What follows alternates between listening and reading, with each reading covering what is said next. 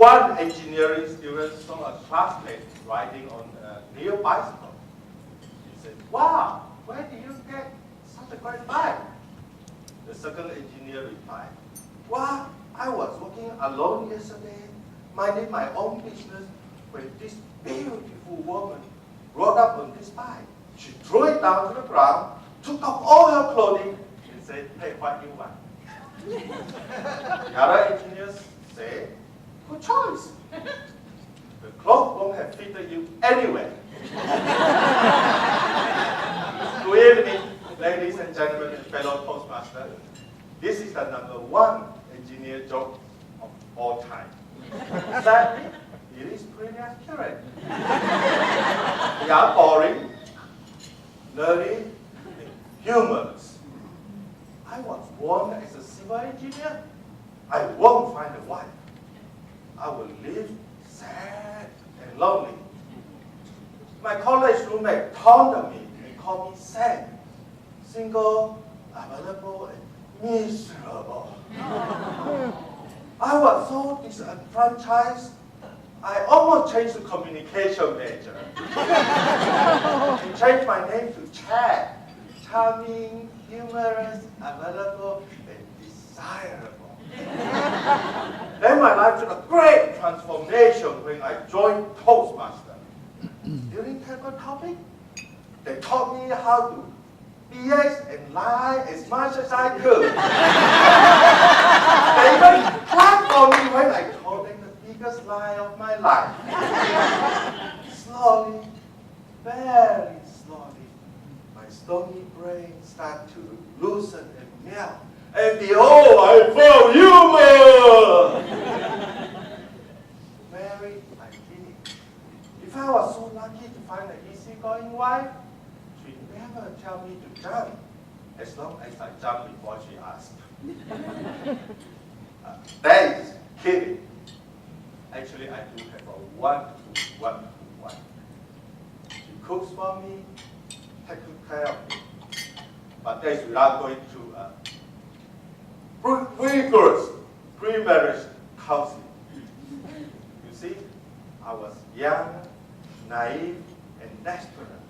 So I agreed to let her parents to be our pre-marriage counselor. During the first pre-marriage counseling, her mother issued a decree and said, "Sam, since your wife is 11 days older than you, you shall honor and obey her." What? The Bible says a husband is the head of the household. What's up with that? She said, "Sam, a wife is the neck. The husband is the head. She will move you whatever direction she wishes." My dream of marrying a wife and live happily ever after was becoming a nightmare. I'll be nothing but a puppet, a doormat, or a trophy husband. I was so embarrassed to even attend a Toastmaster meeting where great leaders are made.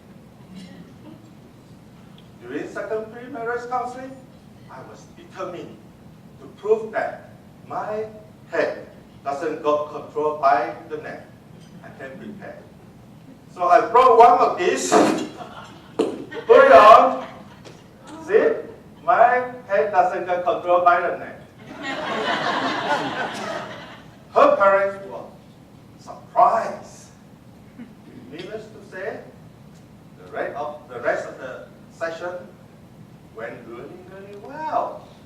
Just like our table topic, BS and lie. And a great leader was made. Engineers, we can find humor in life and death situation. On January 16, 1996, a big storm flooded the city of Erliman. My boss and I were sent to evaluate the damages. As we walked across the town, a drunk guy soon joined us.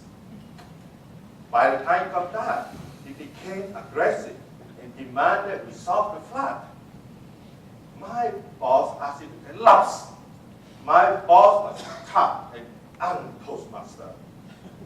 Then he cornered us in one corner. He challenged us to fight with him. Fight with me, you chicken, fight with me. I was so scared. But I have learned something from Toastmaster. That you always stay calm in time of crisis.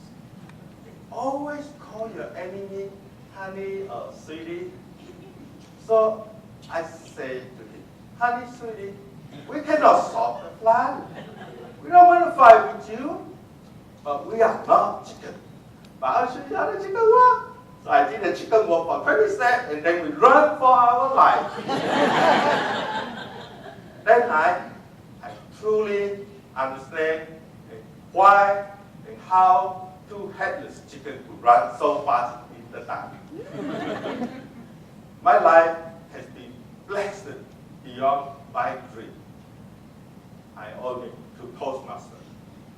So I wrote a poem to thank all of you. Thank you, Toastmaster, for teaching me how to BS and lie.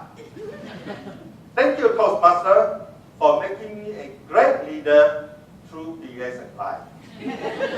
Thank you, Toastmaster, for those claps I heard when I told you the biggest lie of my life. They still resonate after all these years of my life.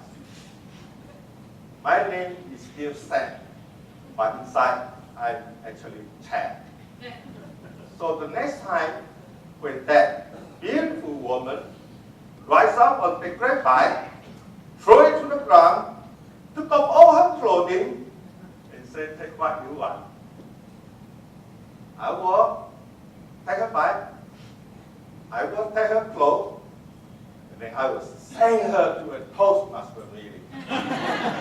My dear fellow Toastmaster, please give her our warmest welcome when one day a naked beautiful woman joins the meeting. She is my guest. Thank you.